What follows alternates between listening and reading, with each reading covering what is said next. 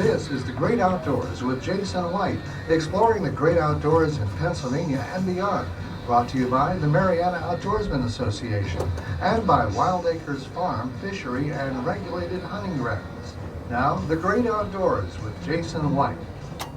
Hello friends, I'm Jason White. Welcome to The Great Outdoors. It is a rainy day here in southwestern Pennsylvania. Certainly we needed some good rains, some spring rains, because it's going to be planting season. We're in fishing season full bore here, certainly at the Mariana Outdoorsman Association, and certainly statewide we'll be opening up the beginning of April. So it's kind of exciting to see the Mother Nature filling our streams and getting everything nice and wet for the spring plantings, for the trout season, for also turkey season right around the corner.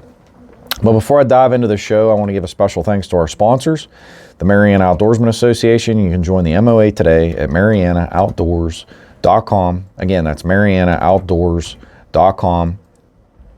Memberships starting as low as $175.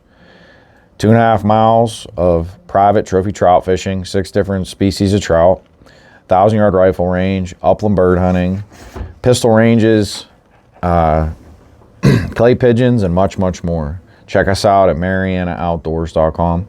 Wild Acres Farm, Fishery, and Regulated Hunting Grounds, 10mileco.org. Again, that's 10mileco.org. Wild Acres is managed and operated by 10 Mile Creek Outfitters. If anybody wondering what 10mileco.org means, you can always call 724-579-0924 with any questions, or if you're interested in booking either an upland bird hunt, if you're interested in a free-ranging deer hunt, turkey hunt, trophy trout fishing trip, or heck, if you just want to get away for the weekend, happy to have you at the farm.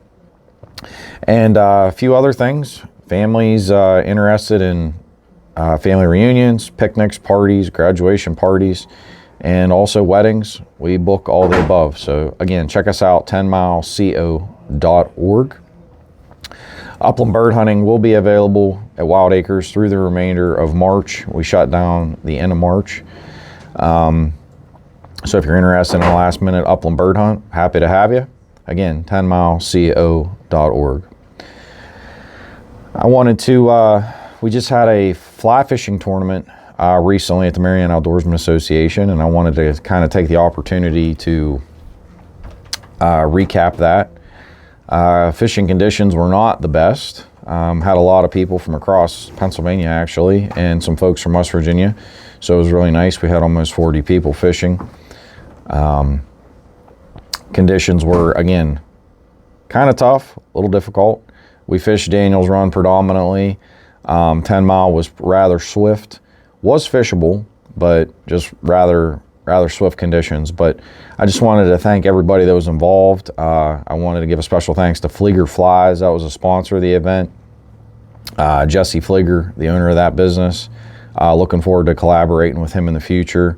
We actually are going to be doing some stuff, capturing some content and information on streams. We're going to be really starting to promote different, I would say, aspects of not only fishing, but we're going to be documenting a lot of different content, from tackle to tying flies to rigging up your pole. Going to go through all the basics. We're going to go through different techniques and things. So really trying to make it an informational, I would say, opportunity. So I'm looking forward to that. We're collaborating with him, and looking forward to future events. That being said, looking ahead, we have the 3rd annual PA Trout Classic. That is Friday, May 1st, Saturday, May 2nd, and all day. That's daylight till dark, Friday, Saturday, and then it's a half day from daylight till noon on Sunday the 3rd. This is our 3rd event of this kind. It's open to all tackle. Currently our stream rules that we have at the Mariana Outdoorsman Association will be applicable for the tournament. So we have artificial only areas. We have areas you're allowed to use live bait. All that stuff will be applicable to the conversation. Everybody's got to have a net, forceps, line nippers. Basically just follow all the rules and it's good to go.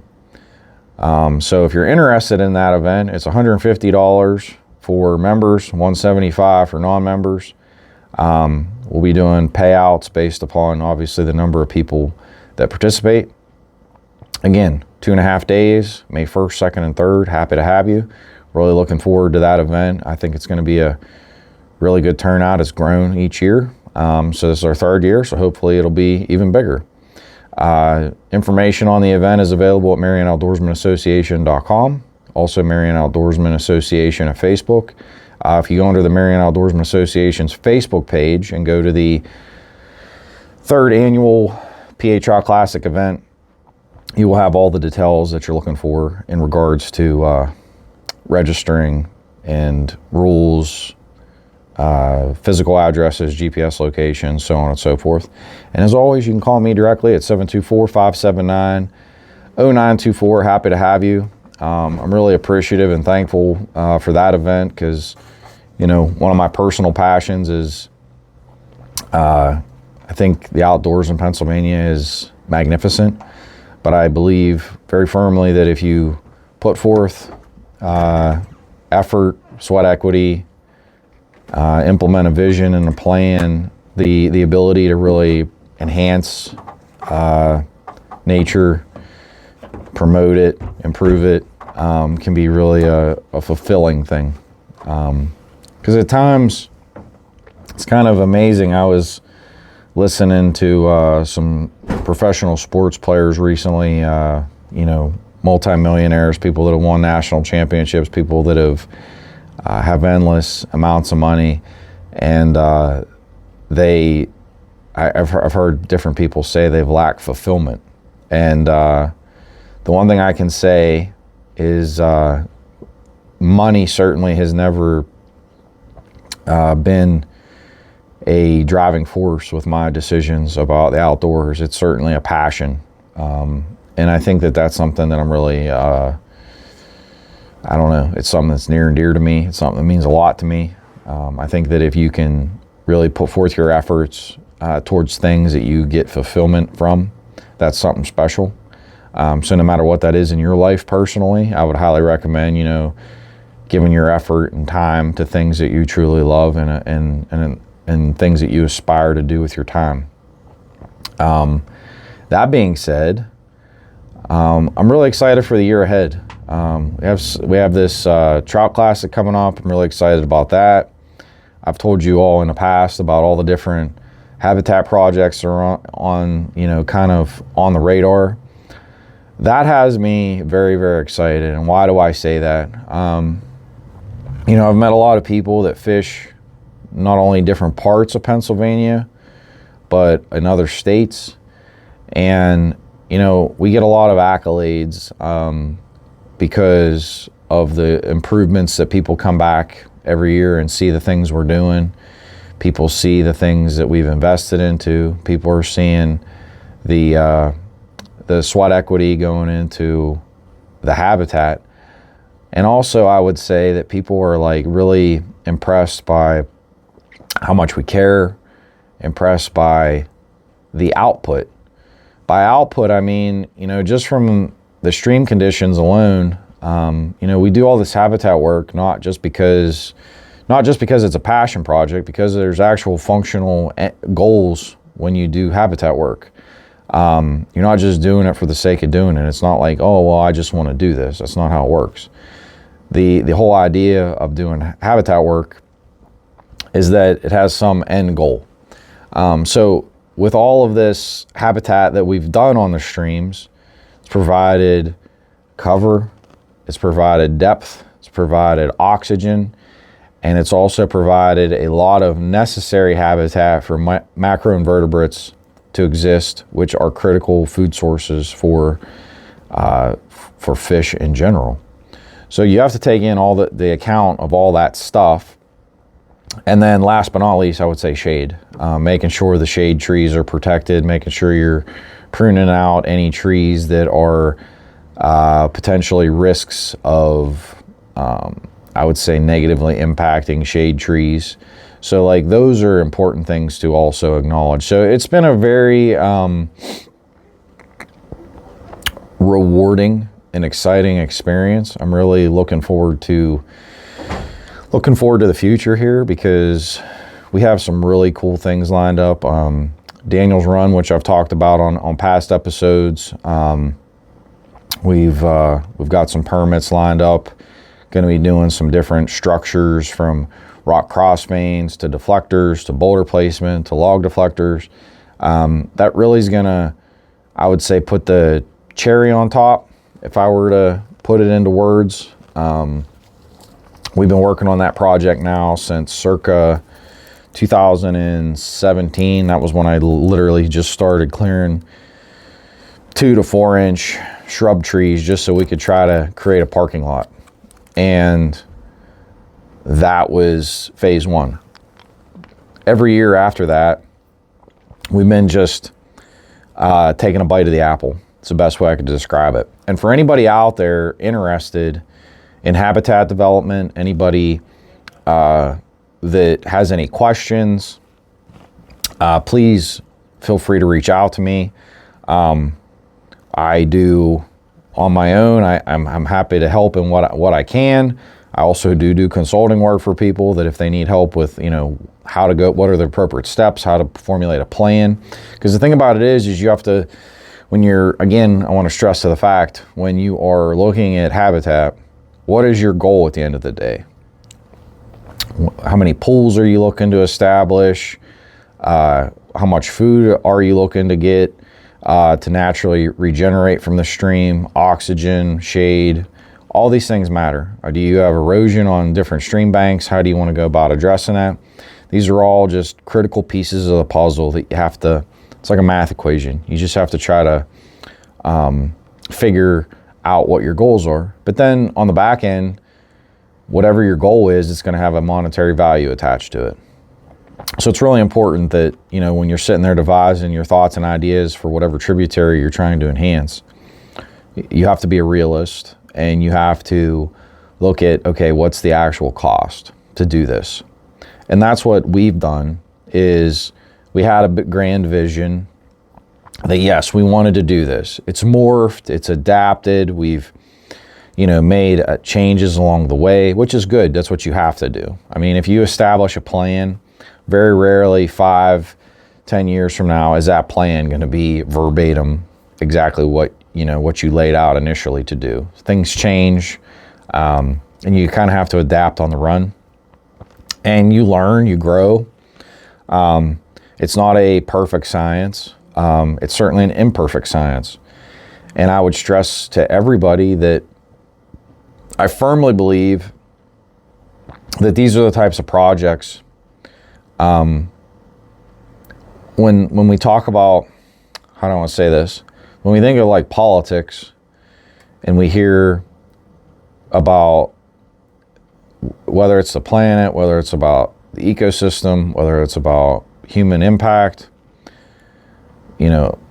discussions of global warming, global cooling, doesn't really matter. There is an undeniable truth, and the undeniable truth is that we certainly do have an impact on the planet. That being said, these things are a positive impact. So for me, I see it as leaving behind legacy for future generations to enjoy and experience. And even if that weren't the case, that somebody just didn't enjoy it, I still know that it's good for the ecosystem and for conservation as a whole, which is, as an outdoorsman, that's supposed to be the cornerstone.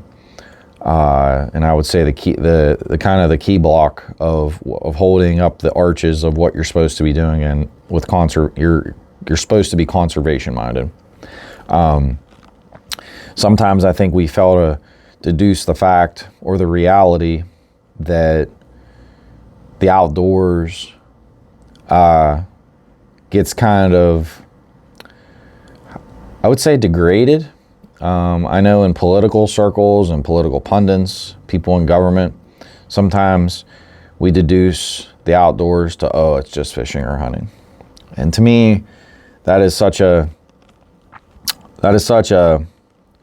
narrow-minded, that's such a, I I don't know. It's a kind of derogatory for me, because you're basically ignoring the science. You're ignoring the economic benefits. You're ignoring the all the systemic financial benefits throughout the system, the tax benefits. All these things do not get discussed because people fail to deduce where our tax money goes, even in the idea of conservation, which I think is troubling to me. It's troubling in the fact that we have Pittman-Roberts money federally for outdoor goods, but a lot of people are unaware of that and don't realize, where monies are going. And I think that, with these types of projects, I've really tried to do these things because I think that they're not only something that we should do, but I think we exponentially should be expanding these thoughts and ideas. And, I mentioned about money before. I can assure everybody on this show, go look at some of the grant money that goes across just Pennsylvania. Just from a state level, it's absolutely staggering. It's mind-blowing. Go look up RCAP, RACP, Redevelopment Assistance Capital Program. If you want to see a program that will literally, your eyes might pop out of your head when you read it. I know in 2025, there were, don't quote me exactly, but it was approximately 853 projects that were funded via the state budget. And you're talking projects that are anywhere from $500,000 to $10 million a clip. So these are like pork basically built into the state budget. Go look at some of these things. Utterly just kind of, I would say honestly a joke. But why I bring it up, we talk about doing good. We talk about agriculture. We talk about all this stuff in the news and in the media. But do we put our money where our mouth is? And I bring this up about the streams and conservation and being good stewards because, great example. Say I have a farmer that has, I'll give a fantastic example. Say I have a farmer that has a stream running through their property and cattle or whatever can get into the stream, but they don't necessarily want to get into the federal programs because you got to give up all these different easements and property riparian rights. I bring it up because we've kind of tied ourselves or tied our hands to say, well, this is the only way we can do things. And I say to you, there's other ways to do things. There's other pots of money. There's other opportunities that we could collaborate.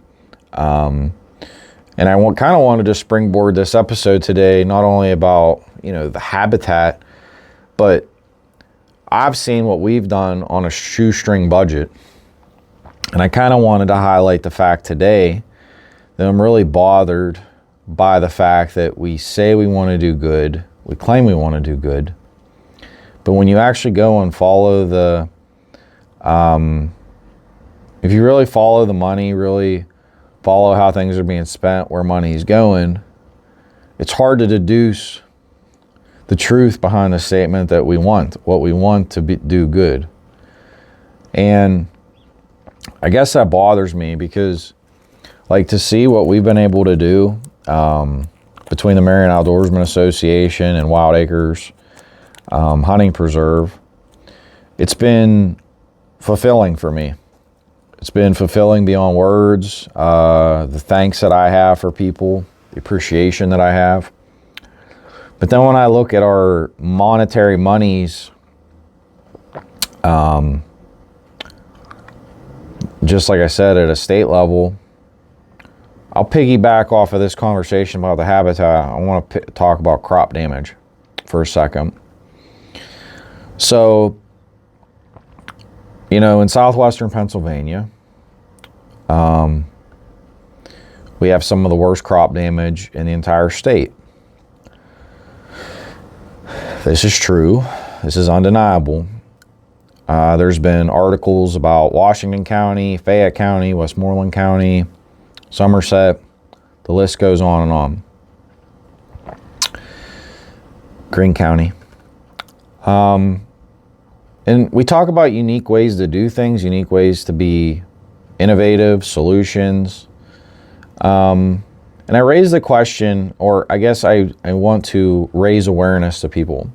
There's a lot of people that don't know like programs like RCAP exist. It's like a secret. You have agencies like the Department of Community and Economic Development.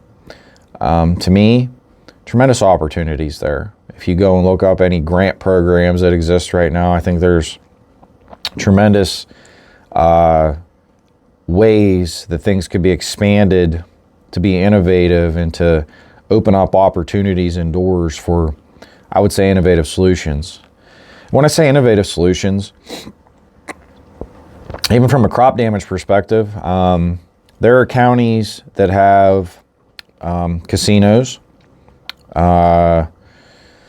Those counties then have what's called the local share account. To my knowledge, not a single dollar in the entire state of Pennsylvania went out of those funds. We're talking some counties have roughly $11 million that they're allowed to allocate. Not a single dollar went towards any type of culling programs, sniper programs, programs in schools for getting more hunters, more education maybe at hunting and fishing clubs, gun range improvements, gun range enhancements, outreach to our youth, collaboration with training programs with butchers, butchering programs as a whole, utilizing said funds, collaborating with donating to the deer meat for the needy, those that may be impoverished. It raises a lot of questions in my mind when I see all these pots of money that exist, and it's almost like these things are kept in secret. And I'm not saying this or bringing these things up to be derogatory towards any elected official or anybody in office. Certainly, I say these things respectfully. I just think that, the definition of insanity is doing the same things and expecting different results. And we talk about conservation. There's no money. We talk about crop damage. Well, there's no money. Well, we talk about, trying to get more deer or hunters. Well, we can't do that either. Well, it's, the Game Commission can only do so much. And I think the reality is when you talk about conservation, when you talk about crop damage, habitat improvement, it shouldn't just be all on the Pennsylvania Game Commission. It shouldn't just be on the Pennsylvania Fish and Boat Commission. It shouldn't just be on Department of Agriculture. These things there are other mechanisms, other avenues that monetary monies could come from and could be spent on and could be effective. I know there's been discussions about fencing. People were in uproar, they didn't want to impact, Pittman Roberts money. Totally agree. I think there's nothing that we should do that should ever want to impact Pittman Roberts. But to the point of what I'm bringing up here, there's other avenues that we could go and explore. Say somebody has a high yield orchard or blueberries or things that need netting. It's kind of hard to exist in agriculture with all the different mechanisms of crop damage, because we get caught up way too much in the fact that we think that deer are the only end-all be-all when it comes to crop damage. I can assure you crop damage comes from many other mechanisms. I can tell you right now, the good old groundhogs are going to start popping their heads out, and they're going to start eating like crazy to build their bodies up, and plus they have little ones coming. So I can tell you, groundhogs alone are extremely devastating to a farm yields. Not to mention migratory birds, especially depending on if you have different types of grains, if you have gardens, birds can be extremely devastating, especially if you have berries. Berries are a big one that birds can be decimating too. Not to mention raccoons. Raccoons are very, very devastating to a cornfield. Again, doesn't get talked about enough, but these are kind of like the basic ideas that all this stuff leads to negativity. It leads to negative output. If you do not address it, it then correlates to inflation. And I think it bothers me because then you start tying in all these other, I would say, spokes of the wheel. Inflation is certainly something that's correlating when you're talking about what we're talking about here. Like, we're losing out people utilizing the outdoors. This stuff all correlates. So think about what I'm saying here. At the end of the day, we keep talking about we want to improve the environment. We want to be conservationists. We want to get more kids out. People are complaining we're losing sportsmen. The Game Commission saying we're strapped thin. Fish Commission saying the same thing. They're talking about possibly merging resources, which I personally think is a good idea. I think there's a lot of good that can come if it's done right. That being said, there's a lot of other financial avenues that could be collaborated upon to help maximize utility towards addressing a lot of these problems. Whether that is, again, habitat improvement. And I'm not just talking streams. I'm talking on land too. Because here's the thing. There's a lot of opportunity to be buying, for example, if streams need the riparian embankments to be fenced off, well, that's a great cost share opportunity. Because guess what? That's good for the environment as a whole. It's not just good for the landowner. It's more so good for the environment. Because guess what? If you don't have that, it creates sediment. Do you know where sediment goes? It doesn't stay on the landowner's property. It goes to the people downstream. So this is something that people fail to understand or realize, that when you're dealing with agriculture and in the environment, your impact or your footprint typically goes on your neighbors, or it could be way, way, way downstream and becomes then somebody's flooding problem. I was in Tioga County. I was up at a dairy farmer's farm. Real steep. It's kind of if you've never been to Tioga County, it's pretty interesting the way just the geography is there in the geology. The way the land lays, but real steep, kind of like these really kind of wild, steep up and down, if you're looking at the screen, like straight up and down, almost like kind of mountains, and then valley bottoms. And I went up there and found out a story about how they had some flooding, and basically all this sediment went down from upstream into a farmer's stream bed, basically.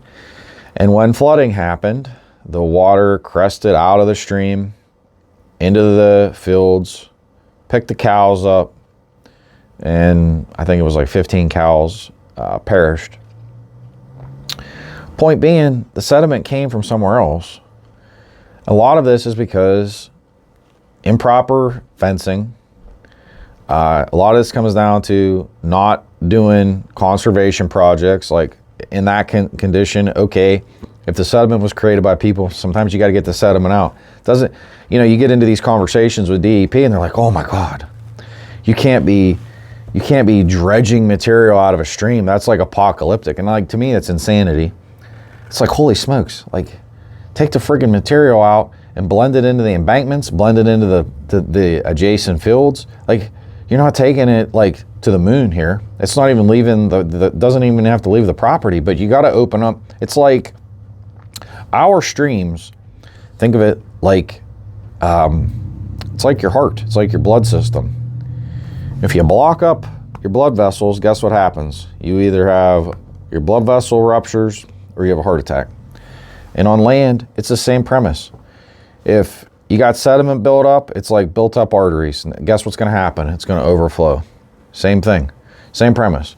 So, you know, these ideas of even in that capacity, you know, we've really just, my goal today is to stress the fact that there's so many little things that are opportunities. Holy heck, I can remember when I was a kid, they used to compensate the fire departments to run around and blow out the culvert pipes. I don't know if everybody remembers that, but that was a thing. I can tell you right now, you go around, there are culvert pipes full of leaves, debris, mud. That's absolutely an asset. That's something that's a great collaborative thing. That's a good, positive opportunity. But we've lost sight of like the little things. And I think that's what I want to stress today is like, there's so much money going for, I don't know how to say it other than bull crap. Going for bull crap. And we sit here time and time again, and I see another news article about crop damage. I see another article about, oh, there was a flood. I see another article about, oh, we're losing hunters and we're losing kids and we're losing fishermen.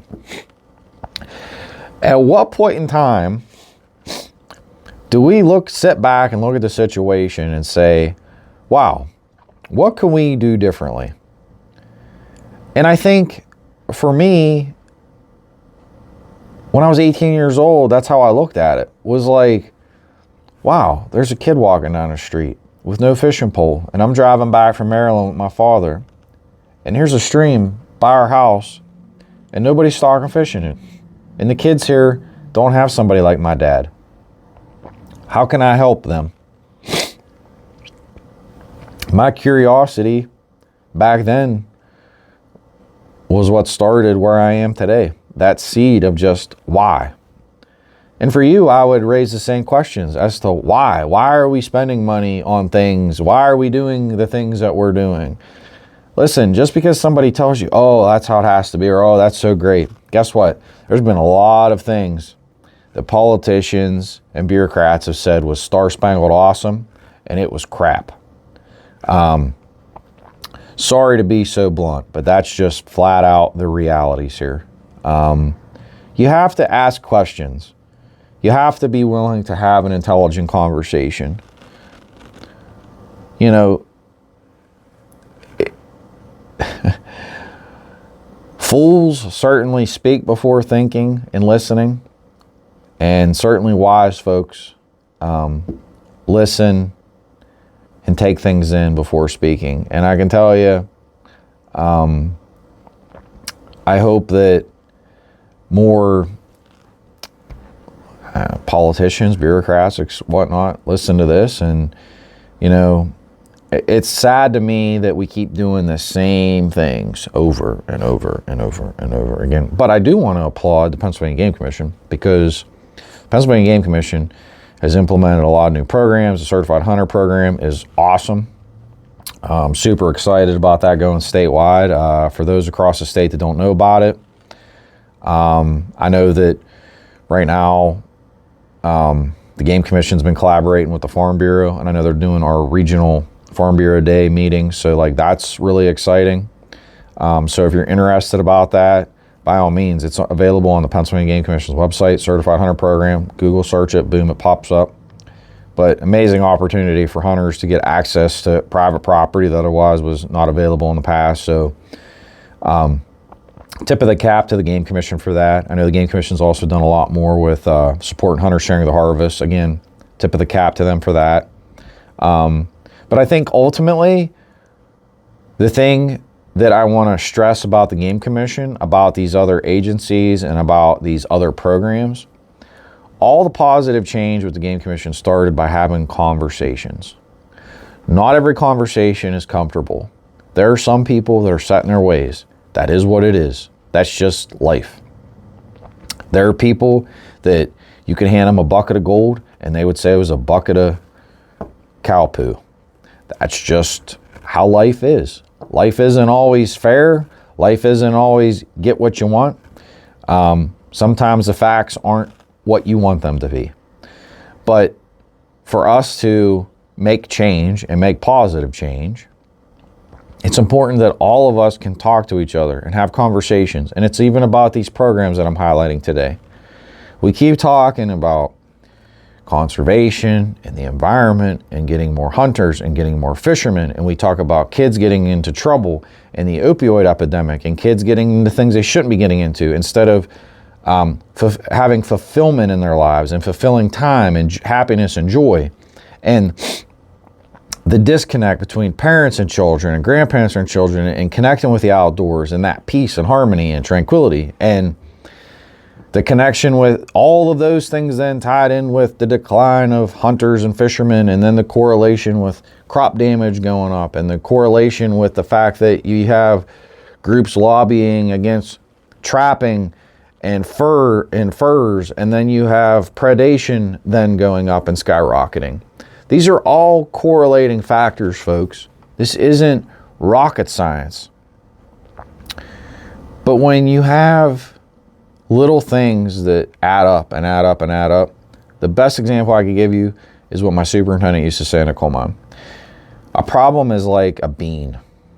It's not really, all these little things are not that big. But eventually, if you keep adding beans to the basket and you're holding the basket and you don't take beans out, eventually that basket's going to get really, really heavy and it's going to weigh you down. And it's eventually going to get too heavy for you to carry. And that's the moral of today's conversation, is that we have a lot of opportunities to change and adapt, to implement different solutions to all these different ideas. Again, conservation, habitat improvement, streams, enhancements, access, permitting reforms to make things easier for people to want to do these projects, fencing programs, ways that monies have, like the casino monies, being available for some of these things or applicable for some of these things, culling programs. You have some cities paying hundreds of thousands of dollars to bring in snipers to shoot deer that are in parks because they're eating bushes and plants. I mean, it's unreal. But yet then a lot of these farmers are kind of jumping through every hoop for the different programs. Again, I want to highlight the fact that the Game Commission has astronomically improved programs and continues to do so, and I want to highlight the great work that they're doing. Rome wasn't built in a day, and I understand the end solutions are not going to happen in a year. It's going to take time. But again, I want to stress the fact that, you know, all these things are important for all of us as a society to discuss and to talk about, because if we don't talk about it, they're not going to change. And we have amazing, amazing opportunities, but we got to talk about it. We can't just like be quiet and act like, oh, well, you know, that's just society. We're just losing hunters and fishermen. No. Flooding exists. Well, it is what it is. No. There's a lot of opportunities to fix things. It's the will to assess a problem and formulate solutions. It's the will to look at the financials and the opportunities and say, okay, well, can we adapt? Can we adjust? Can we do things? And the answer is yes. There's a lot of things that we can do to change and to do things better, but it's the will to do that. And those are the things I want to leave with you today, is just when you're looking at all these things, if you're talking to your local politicians, if you're talking to your elected officials, talk about it.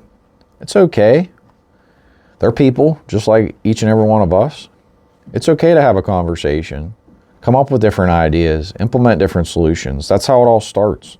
That's how a solution is formed, is by a thought and an idea and a simple conversation. And conversations then spread into many conversations before the solution is ultimately implemented. So, you know,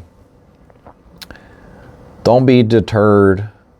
I would say, and I would stress to everybody, you know, have big ideas, follow your dreams. If anybody's out there with any type of hunting and fishing clubs and you need some guidance on habitat, I'm always here. Anybody's interested in the Farm Bureau or getting engaged with any type of advocacy when it comes to the outdoors or agriculture, please reach out to me. I think that it's really, really important for people to be engaged. You gotta hold people accountable, and it's important for government and the bureaucracy to be transparent with information, forthcoming, and you know, when we're not doing something very well and it's very clear to see in the general public, it's important that each and every one of you, you know, talk about it and find different ways and formulate solutions. Going on social media, bashing one another, ripping each other down, that is not a solution. Actually, what I would say is that drives the wedge, and that actually is deterring for positive progress or positive solutions. I can attest to that from, if anybody goes back and really explores Sunday hunting a few years ago of what it was and all the mudslinging, and then look at how things kind of changed in 2025. I think that was a testament of collaboration and people being willing to talk, and more important, people being willing to listen. God gave us 2 eyes, 2 ears, and a mouth for a reason. More so to listen and to hear, to listen and see, and then speak. But think about these things, think about positive opportunities. I'm always here for anybody. Again, special thanks to the Mariana Outdoorsman Association. You can join the MOA today at marianaoutdoors.com.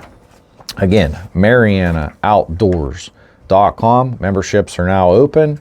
You can go to the website, again, marianaoutdoors.com. And please make sure to follow all of our different platforms, from TikTok, Instagram. We have our YouTube channel, MOA Outdoors, Facebook, the website. And you can always call me direct at 724-579-0924 if you want a tour. And last but not least, Wild Acres Hunting Preserve, managed by 10 Mile Creek Outfitters. Book your hunting trip and excursion today. Free range, no fence, absolutely no fence. And weddings, parties, you name it, we got it. 10mileco.org, or call me at 724-579-0924. I'm Jason White. This is Great Outdoors, and I'll see you all next week.